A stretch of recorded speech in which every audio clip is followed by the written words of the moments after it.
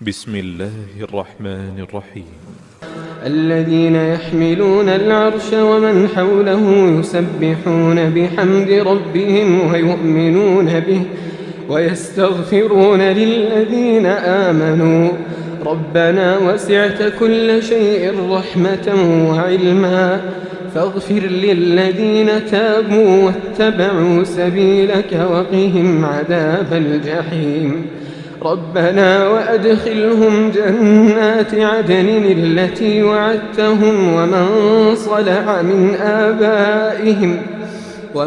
صلح من آبائهم وأزواجهم وذرياتهم إنك أنت العزيز الحكيم وقهم السيئات ومن تق السيئات يومئذ فقد رحمته وذلك هو الفوز العظيم.